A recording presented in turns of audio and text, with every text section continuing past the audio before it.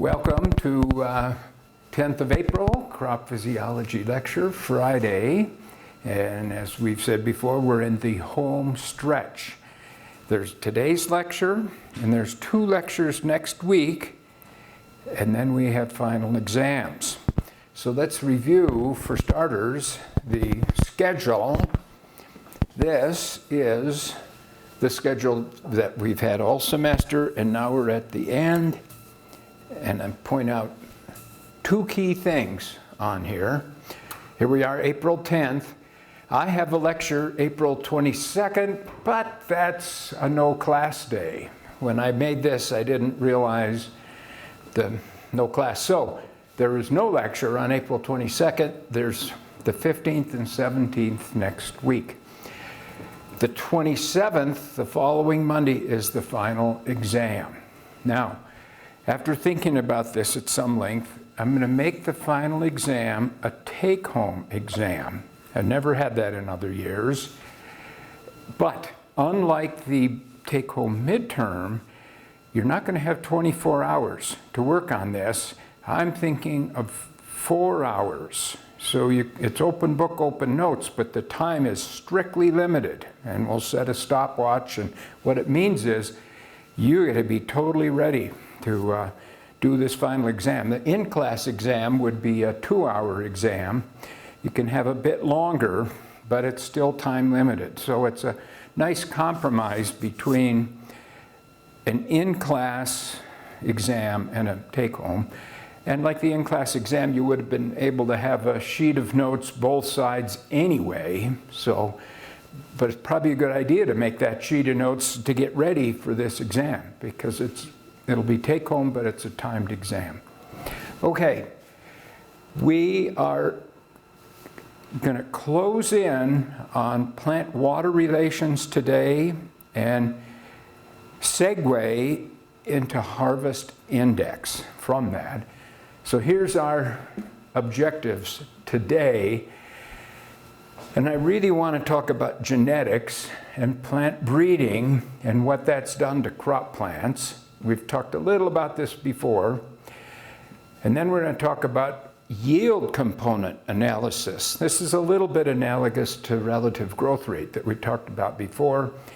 And then follow this up finally with some graphs of diurnal cycles in plants. And while I write this, all semester I've been drawing graphs on the board, and I can think up 10 to the 6th graphs very easily, and I'll likely have a few pages of graphs on the final exam, and we'll work through a few of those today by the end of the hour. But I thought I would start, before we get into this, follow up on this water potential stuff. I could talk about this at the end of the hour, but I've written up here pressure conversions. And there are so many units of pressure, and understanding how to convert, for me it's been really valuable, because I get everything into SI units and then I can proceed from there. But here's one real simple thing I think explains a lot. We know that 1 atmosphere, well, many people have this memorized. 1 atmosphere at sea level is a pressure of 14 psi. Now it's less than that in Logan. We're 85% of this. We're 12 psi or something here. But never mind, we're going to do the whole thing for sea level. So atmosphere, 1 atmosphere is a unit of pressure. 14 psi is a unit of pressure. But look at this simple conversion. 1 psi, well, what is a psi? It's 1 pound per square inch. And remember, pressure, P, is force per unit area. All of a sudden, PSI makes a lot of sense. A pound is a unit of force pushing down on the earth, and a square inch is a unit of area. So now look, a pound, 454 grams.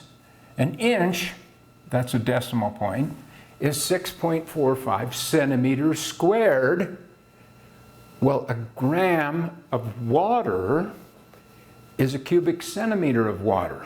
Everybody's good at doing that conversion. Now look, a PSI is 454 cubic centimeters of water pushing down on 6.45 centimeters of area. And we can cancel units now. And this comes out to be 70 centimeters. 1 PSI is 70, that's about this far, centimeters of water column. So what that means is if we had a suction that was 1 PSI, we could suck water up 70 centimeters.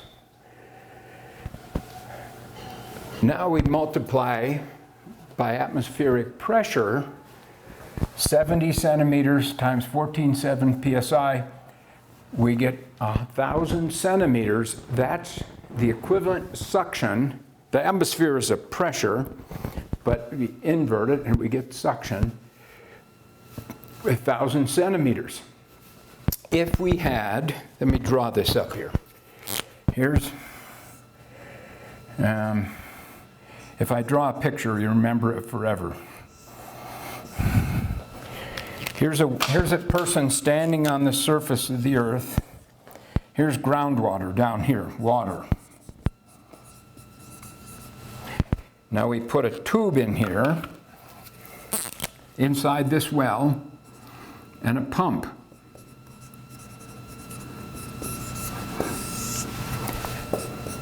How far up can we suck water out of a well?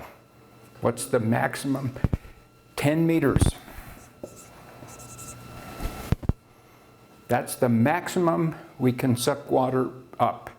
Otherwise, we have to have a perfect vacuum and the water boils. It's just not physically possible. Look, 70 centimeters times 14, this is the maximum distance. 1,000 centimeters, 400 inches, and a lot of people know this, 33 feet. That's 10 meters, 33 feet. That's the maximum you can pull up. Now, lots of wells are deeper than that, so what do? If the well is deeper, you got to put the pump down here and push it. If you put the pump at the bottom and push, you can push it way up because you can do 1,000 PSI and push water up out of a deep well. But if you're sucking it, this is the maximum, and that's where it comes from. So it's an elegant thing, and we talk a lot about pressures in water column because it's so related to things.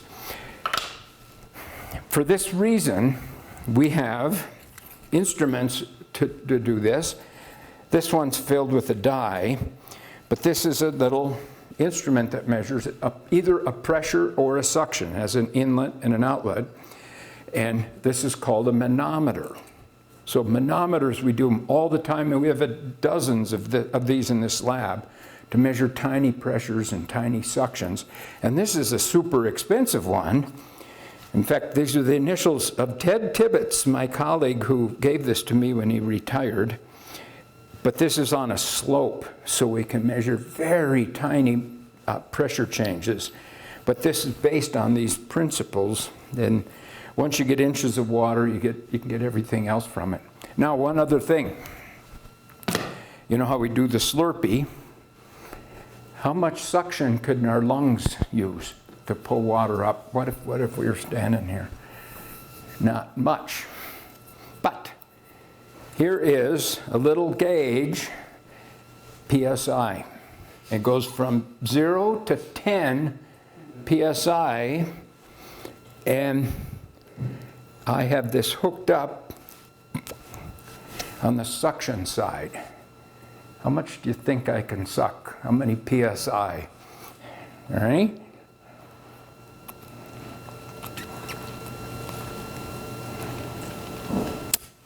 Seven.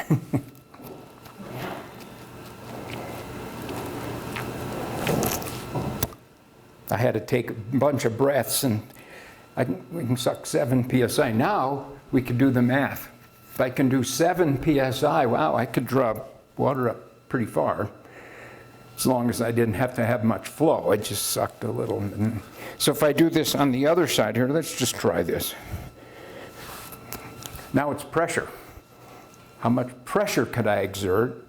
I got 7 psi suction. Whew, not much. 1.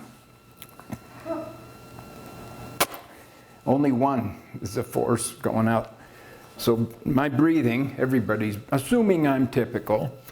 My breathing is we get 1 psi for a few seconds to exhale air through the, but it's all pressures. All right.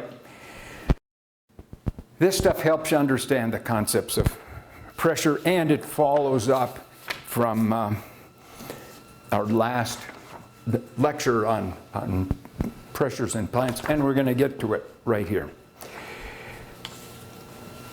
So as we segue into plant breeding, I've said this before, and I think everybody knows it. The one thing plant breeding has done for us over 50 to 80 to 100 years is increase harvest index.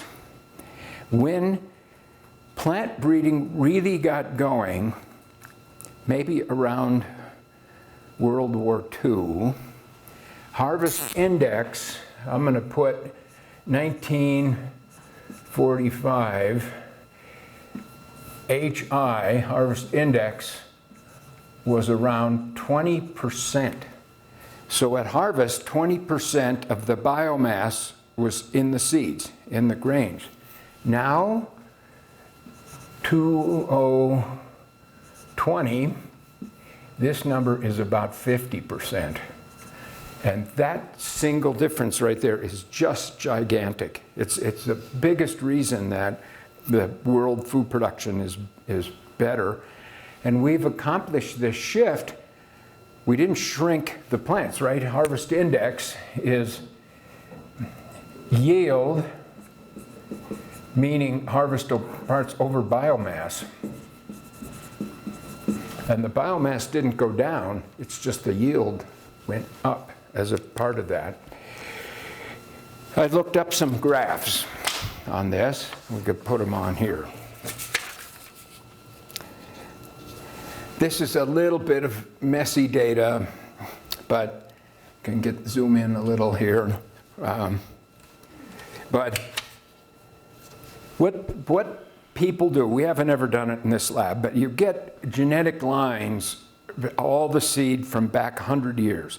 And then you plant them all at once in some big field trial, and you keep track of the yields. And here's harvest index.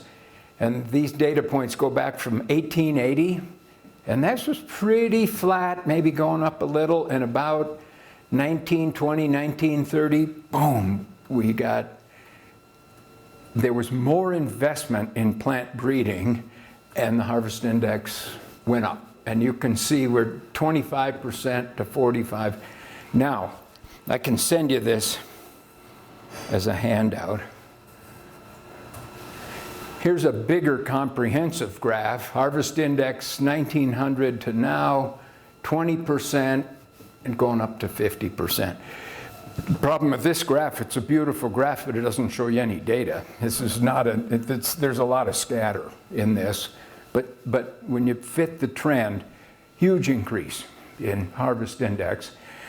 So that's had to come through the phloem of the plant, and it's had to come through good water relations, and we would not have gotten that without a parallel increase in irrigation to keep the plant water potential high so the genetics could be realized.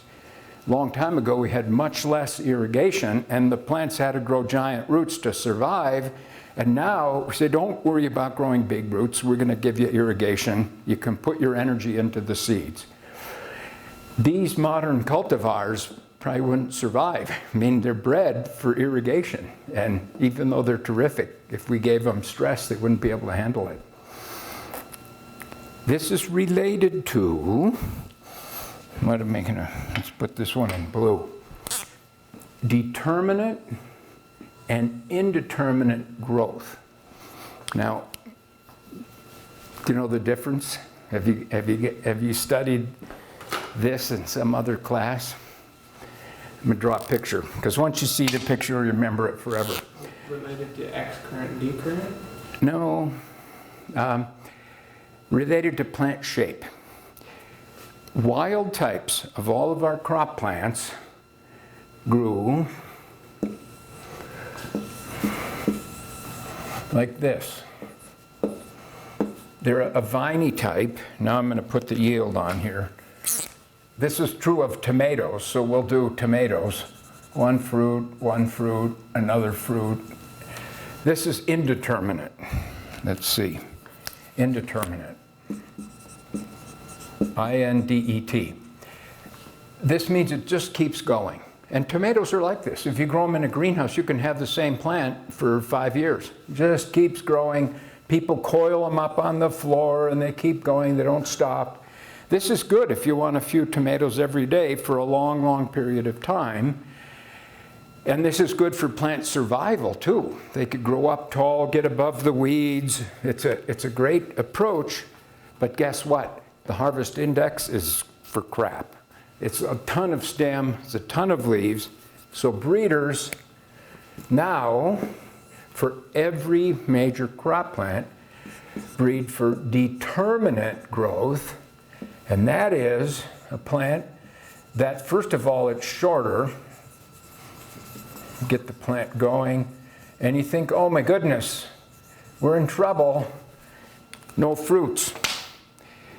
The determinate plants, boom, set flowers and seeds, and all of a sudden, all the fruits come in at once. Heavy yield, and the harvest index, HI, is through the roof because of all these flowers set up at once. It's way easier to mechanically harvest and drive through the field, and everything happens at once, nothing indeterminate.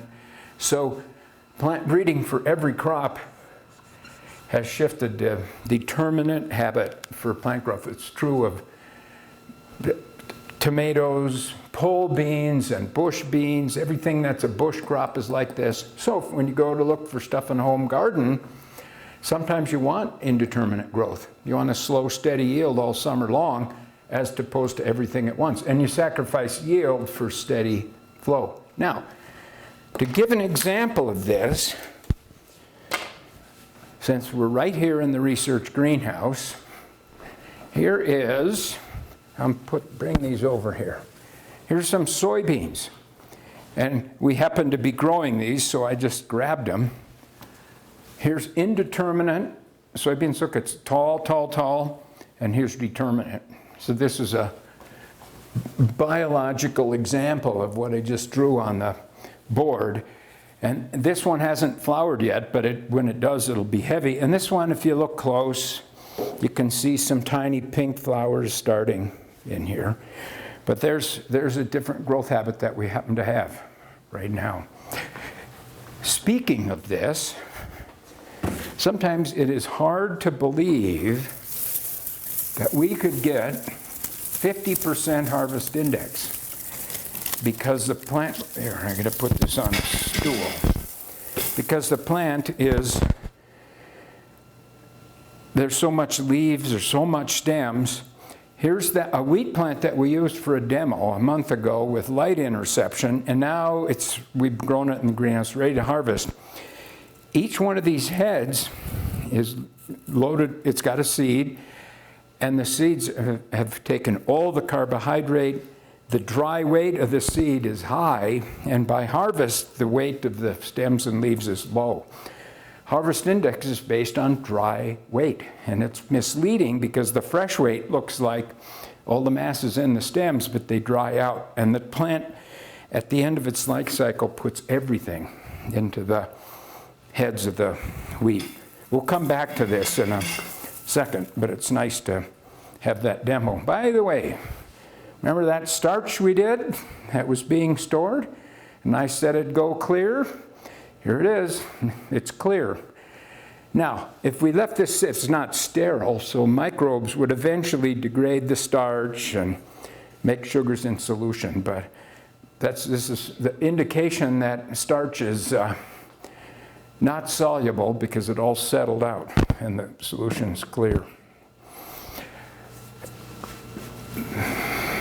How about green revolution?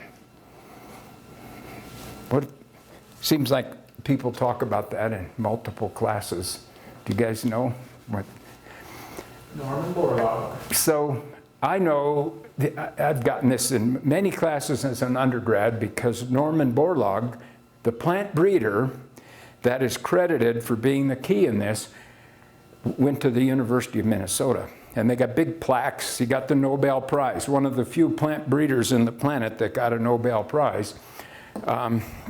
There's big plaques commemorating him and all that stuff. The whole university's really proud.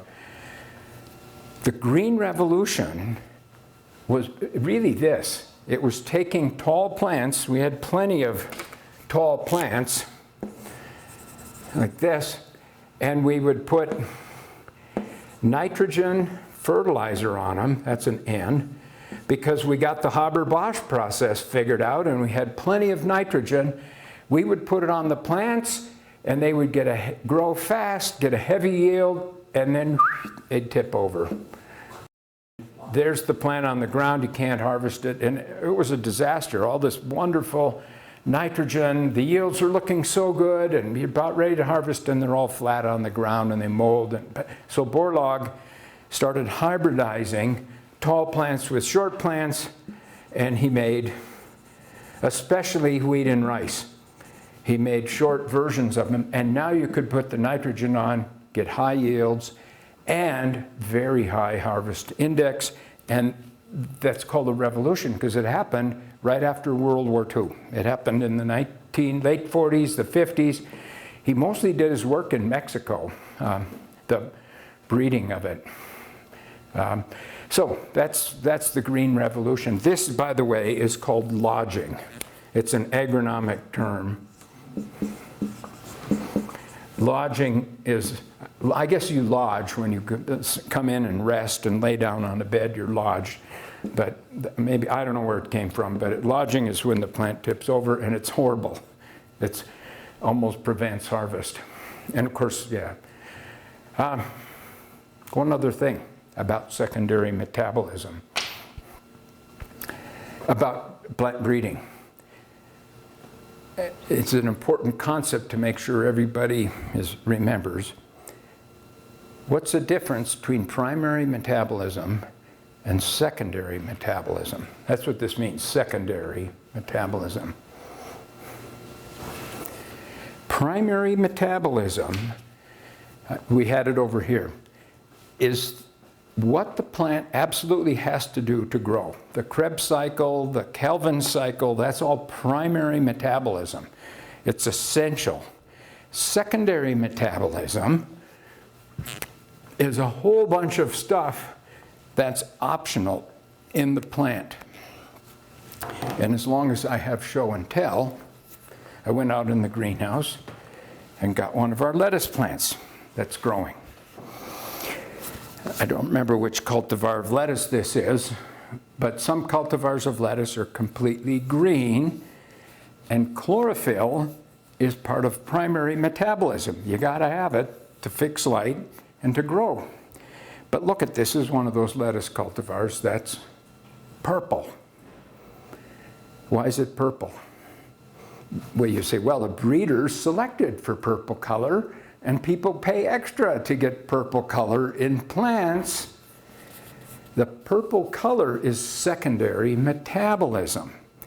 And it turns out the purple color is a pigment called anthocyanin, and its purpose in plants is to block light. It's protective.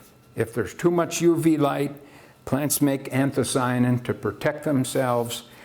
So it's a good thing, but when it blocks light, it reduces photosynthesis, so the yield goes down. So, and some cultivars are completely purple. We got all kinds of different vegetables, but this one has some purple in it. So breeders select for completely green lettuce, they select for purple lettuce, and similarly, they select for all kinds of things. Now, historically, breeders have selected for reduced secondary metabolism because it didn't help yield. Okay, great. What else is in secondary metabolism? Natural insecticides, things that inhibit insects, natural fungicides, natural compounds to ward off microbes in the plant. So after years of breeding for less of this, now we're putting them back in. So yield may go down, but the plant is more naturally resistant to insects and diseases. And we've ramped the secondary metabolites, depends what it is. But why not have the plant make these things, and then you don't have to spray. It's naturally made by the plants. Now, you always have the question, if the plant makes it, is it safer than the one we spray? Yeah, you would think so because it's natural, but not always. There's a lot of things made by plants that are a lot more toxic than the synthetic things we spray on them. But that's a subject for another day. But the breeders can ramp that up and down, and we do it too. If you stress a plant, it triggers more secondary metabolites. We're studying that like crazy right now in our medical hemp research. Can we make the CBD in cannabis go up by stressing the plant? And the answer is yes, but which kind of stresses and how much stress, it's tricky. Meanwhile, we can do it a lot by genetics. Okay.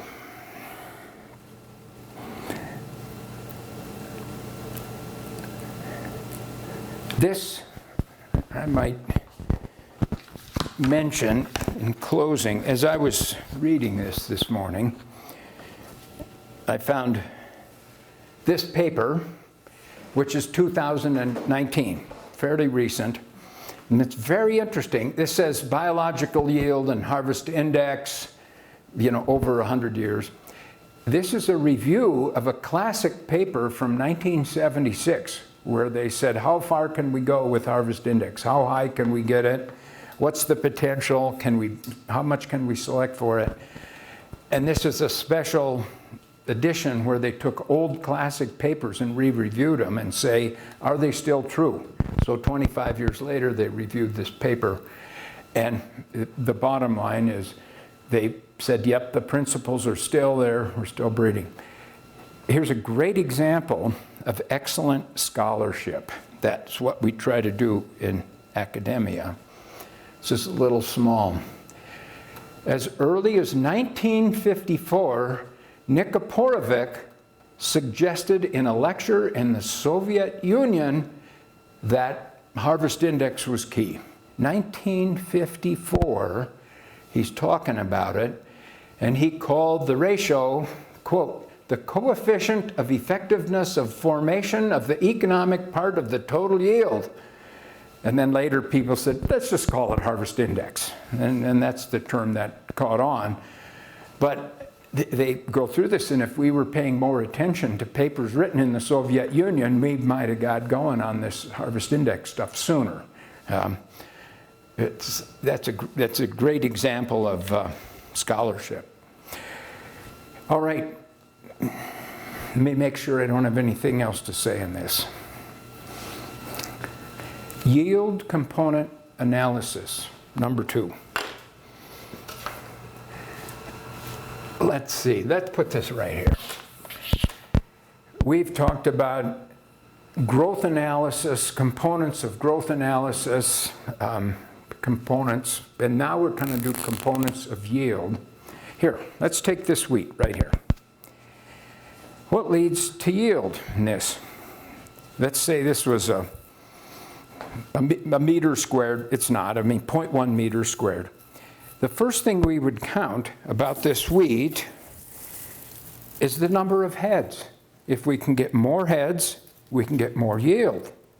So, and we do this all the time when we analyze plants. So number 1 is heads per meter squared. Now, if this was fruit trees, we might have trees per meter squared. Blossoms. Something like that. What else does it? Well, how about the size of the heads? Is there 10 seeds in here, or is there 30 seeds in those heads? So the second component is seeds per head. And this would be fruits per tree, if we're doing an orchard. Third thing, I can probably do this right here. If we take one of these heads, this is pretty ripe, and we rub it, and we got a nice black counter. A little messy, but here's the seeds. Now we want to know what is the weight per seed of these. So the third component is mass per seed. And look what happens. I got that part memorized. When we multiply them together. Heads cancel, seeds cancel, we get mass per meter squared, yield. So we break this down into 3 component parts and to get yield. Let me see, fruits per tree, mass per fruit,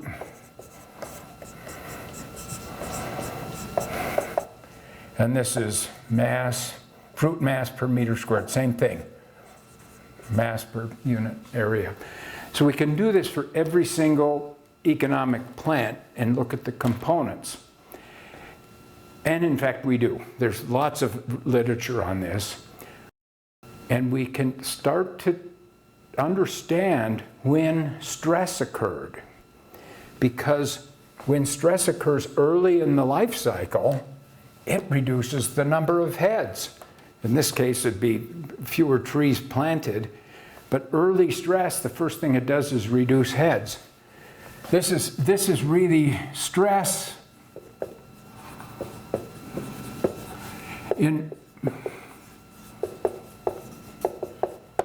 during vegetative growth. It reduces heads. If there is stress during anthesis,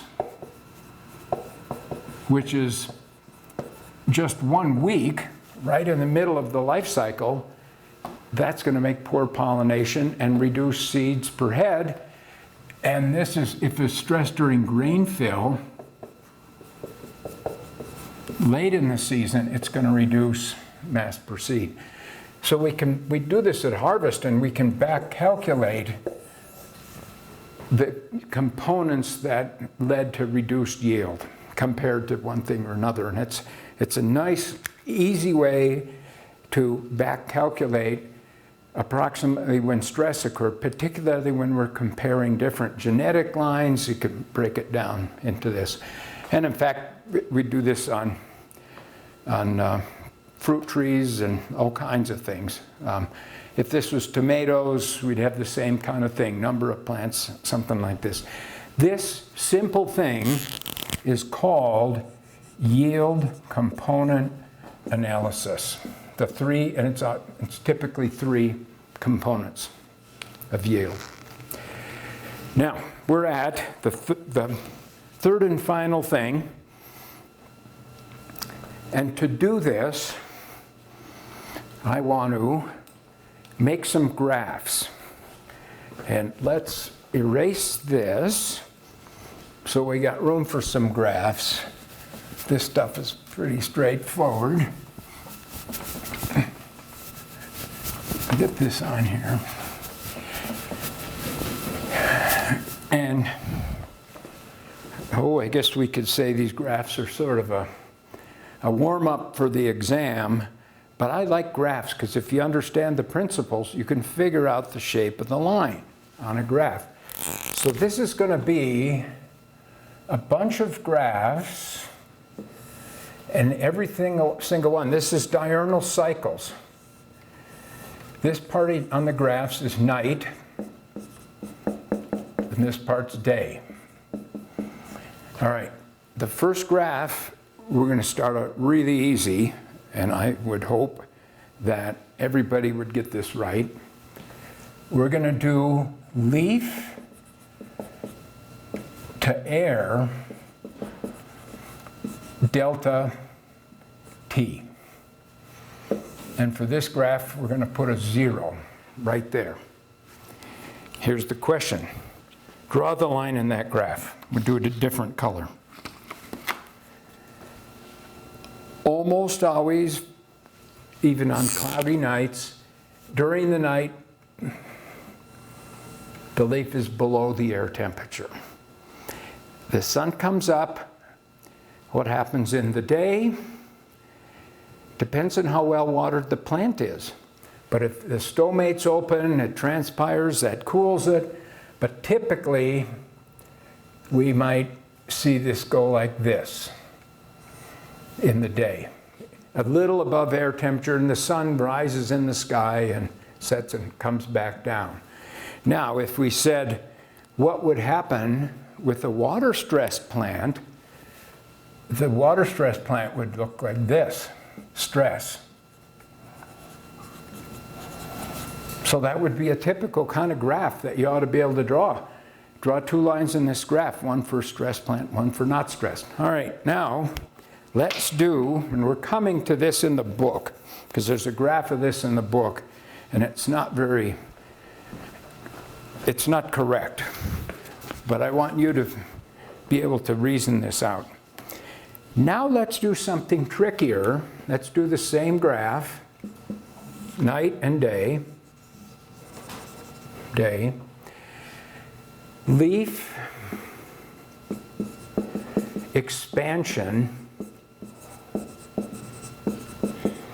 rate, leaf expansion rate. And we're going to call this millimeters per hour. Now, leaves don't shrink typically, so this graph, we can put the 0 right here. This is a harder question.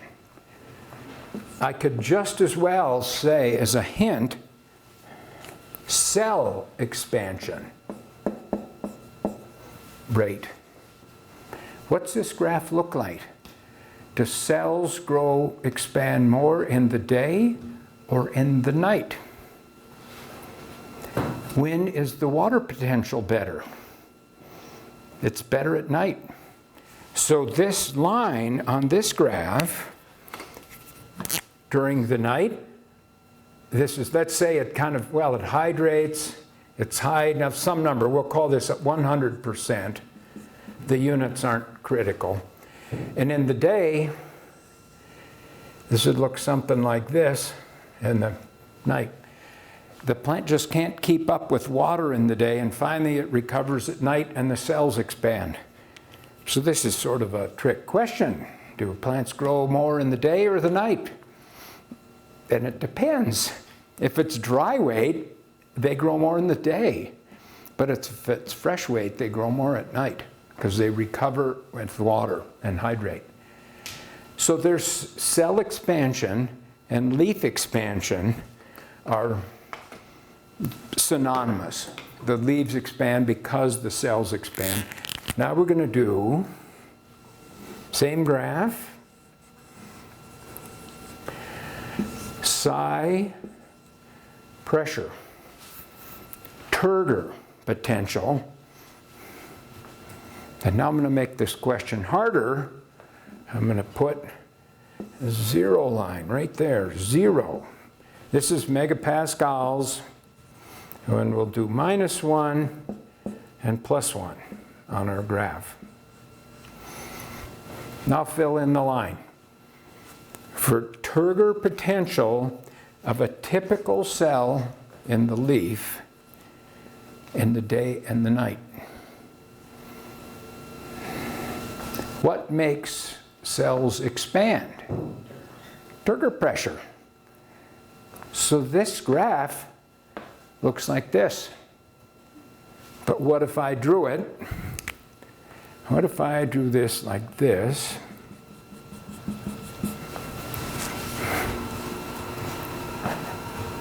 What's wrong with that line? the right shape.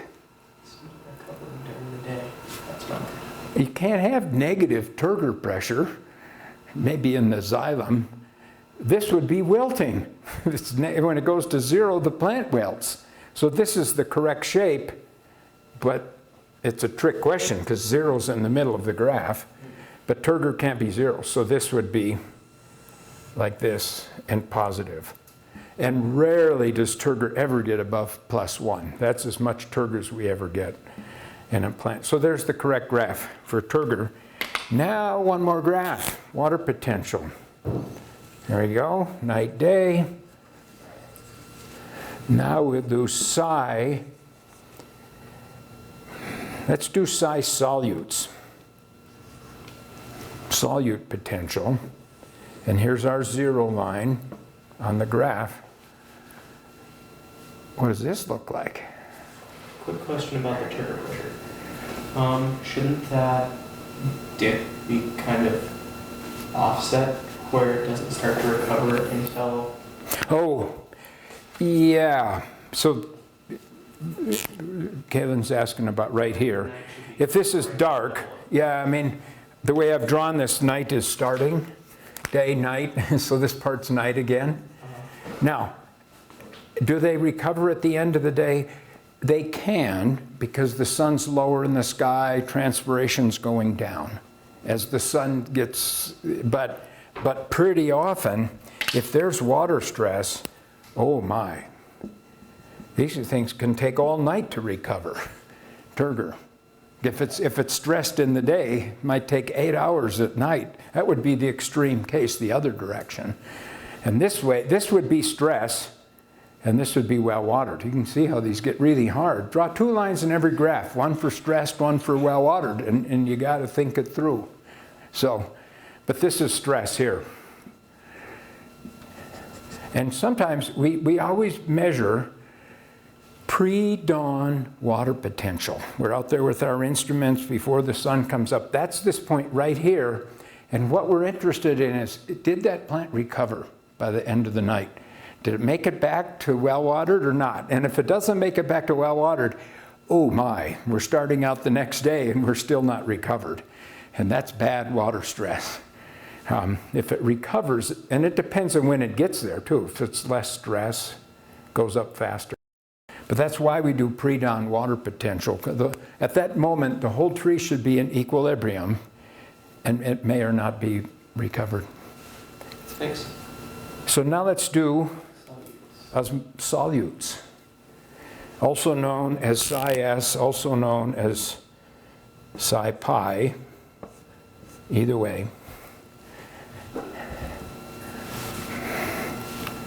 -1, +1. More solutes in the day. The plant is making sugars, everything concentrates in the day, so this gets up here, and it's higher in the day than the night. Can this be positive? No! We define pure water as 0. This can never be positive. Turgor is never negative, and solute potential's never positive. We put more salts in, it just gets more and more negative. The best this can do is 0. The worst this can be is 0. So this is all down here, below 0, and solutes can be dilute at night, so like this, and then build up in the day and come back. So the shape of this line's similar, it's just negative numbers. And there's more solutes in the middle of the day because there's a lot of full of sugars, the plants. And then of course this depends, what's going on over here depends again, same thing, and how stressed the plant was. But this is partly all that sucrose that's in the leaves that's built up and during the day, not exported. So these are real instructive to think through this, but here's the reason that I spent time on it. In the textbook, there's a series of graphs just like this. Let me see, do I have a I can do this with a marker. It's fat, but it's these, roughly these graphs. And let's think it through. What's going on with these graphs? Leaf extension rate, it says extension, I said expansion, it's 70 meters per hour. Oh, wait a minute. The leaf is growing fast in the day and it slows down at night? That's not correct. It's growing fast at night and it slows down in the day. This graph is a little bit offset from this, but you get the idea. This is wrong. It's particularly wrong, and it's got weird curvy lines. This should look like the day, it should be going like this, and the night, it should be recovering. So I'll send you this by email, this graph from the book, this one page. But you can see that's just wrong. It's just backwards, and the shape isn't even exactly right. Now this means it's getting better and better as it recovers all night long. This might recover, maybe it'll recover as it's so well watered, maybe it'll recover like that. But it's still recovering at night and drying out in the day. And we even see this with precise digital imaging. We can see the plants expanding their leaves faster at night than they do in the day. Leaf temperature. Now, this technically should be delta T because it always depends on air temperature, but at least this is partly correct. It gets warmer in the day and cools off at night. Now look at this. It's starting to warm up before the sun comes up. That's a little odd. But if this was sunrise right there, it would be correct. But at least the leaf temperature has the right kind of shape. Warming, cooling, warming. Turgor pressure. Now, this is in bars, but it allows me to come over here and say 1 bar, that's an old unit of pressure, equals 0.1 megapascals. So when you see this in older books, it's divide by 10, you got megapascals. So I've done that. Megapascals, here's the decimal point. Turgor pressure is going up all day, and then it starts to come down. That's not right. The Turgor pressure should start high and go down and maybe start to come up at night, something like this, and down the next day. So the shape of that line isn't exactly right either. You can think this through and it should look like this. And then finally, the third graph, solute potential. And that one's not so bad. Minus 1.2 megapascals. It builds up in the day, it becomes more dilute and builds up again the next day. That one's not so bad, but 2 of these 4 graphs are just the wrong shape.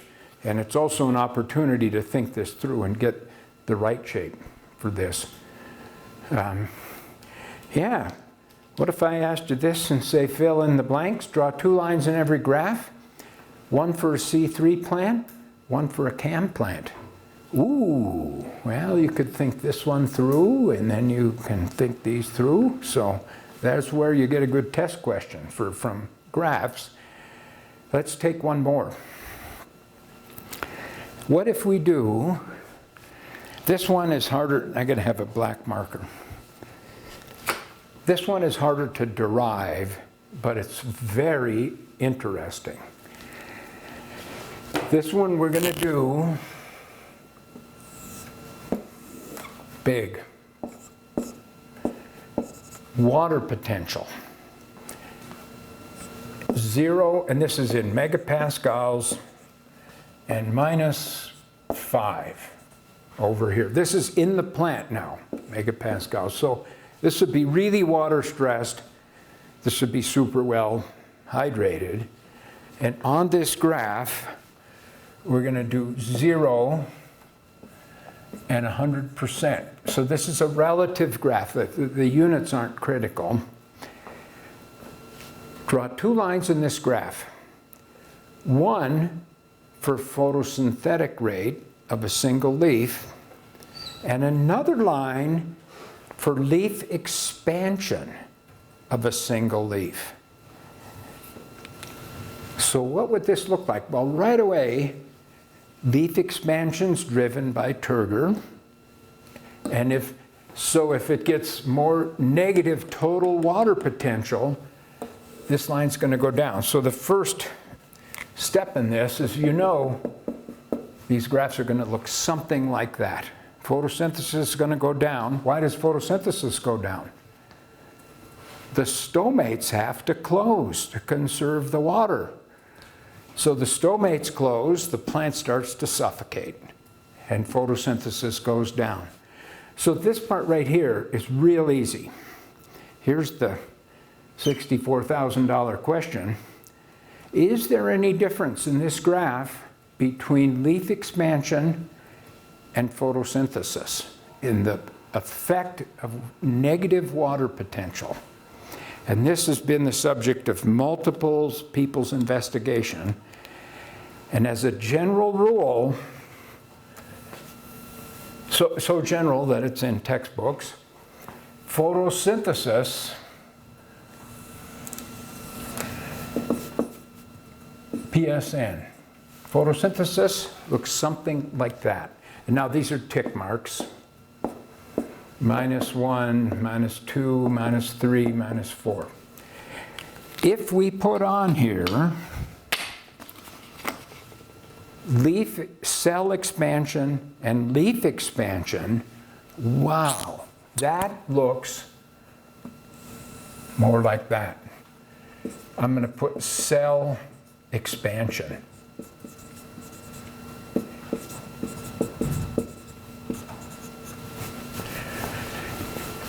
Turgor pressure starts to drop off way before the stomates close. So when you have chronic water stress, you start to get small leaves, and that reduces whole plant photosynthesis because you don't have leaf expansion, even though the stomates are still open. So this is a classic type of curve, and we have worked on showing this in this lab. And it's tricky, but as a general principle, turgor goes down before stomates close. And turgor goes down and the leaf growth rate's less. So on chronically water-stressed plants with mild water stress, what we see is small leaves. And much more than we see reduced photosynthesis. So we're out there clamping on these leaves and we say, these are fine, they're not water stressed. Why is the plant so small? Well, small because of less turgor in the plant.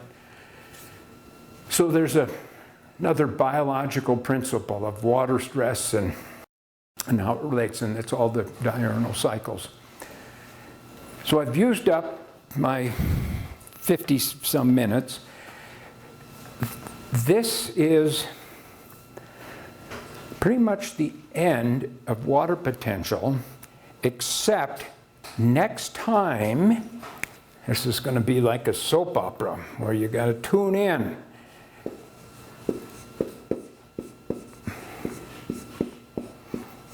Next time I'm going to talk about salinity. Remember, water potential psi W equals psi S, psi P plus psi matrix. And this is in the soil, and this is in the plant. In Utah and the semi-arid West, we have a lot of psi S in the soil. I'm going to put psi SS. Soil osmotic potential. And boy, does that complicate things, because now we got another component here for salt in the soil, and the plant has to suck against that. We teach whole classes in saline soils, how to manage them. If we could figure this out, we could grow plants from ocean water. But I'm going to talk about saline soils and relate to plants. Then, out of the 2 lectures left, We will do root systems. That is not in any plant physiology textbook.